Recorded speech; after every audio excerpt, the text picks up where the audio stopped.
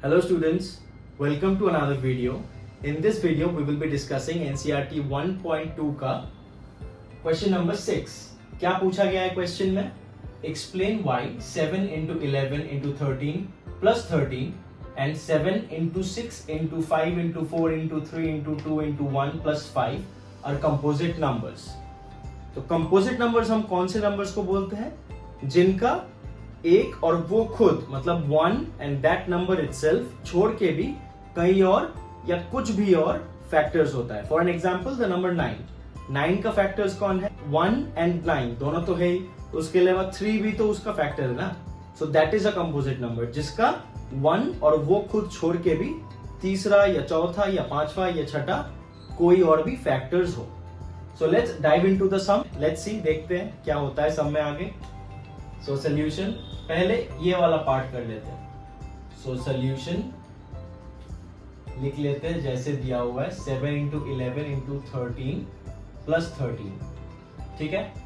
So now what we can do is, यहाँ पे बीच में प्लस दिया हुआ है. So what does this plus imply? मतलब इधर भी एक 13 है, इधर भी एक 13 है.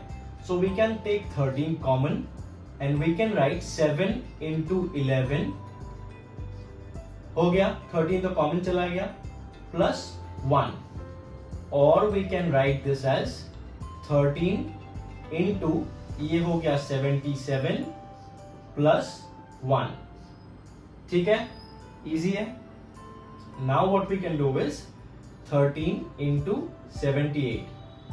पहले 78 का फैक्टर्स निकाल लेते हैं. तो 78 का कौन कौन फैक्टर हो सकता है? 78 goes with 13 itself. So 13 into 6 is 78.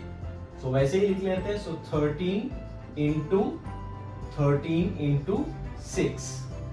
So that means इसका जो टोटल रिजल्ट आएगा, इसको अगर फॉर्मुलेट करेंगे हम लोग पूरा अरिथमेटिक करेंगे, तो इसका जो नंबर आएगा that has these many factors. मतलब 1 तो रहेगा ही, और you can write this as 13 into 6 into 1 as well.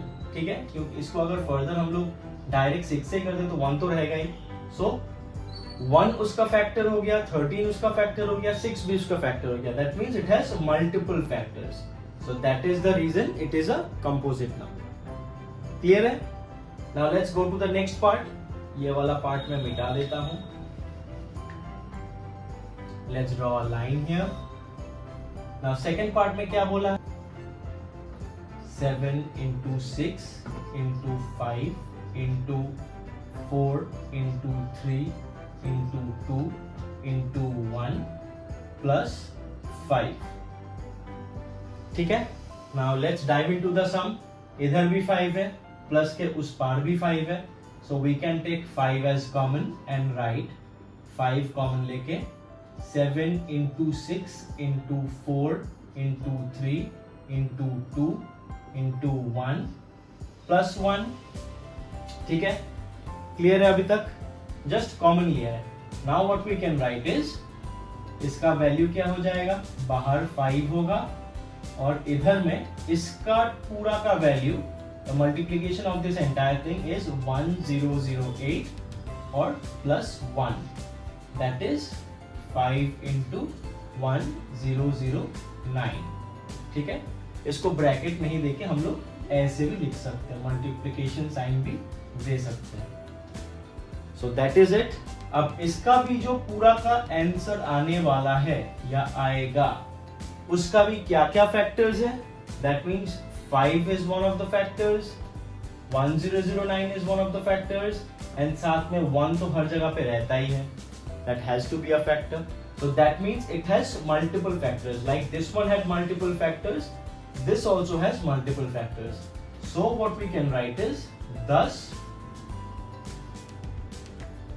we can state the given equations will be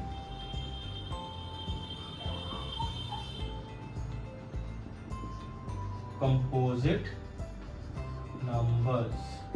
That's it. Simple था, इजी था. I hope it was very easy for you to understand. मिलते हैं next video में. Till then if you like this video please do give it a thumbs up, and along with that subscribe to my channel for further more videos from your NCERT class 10.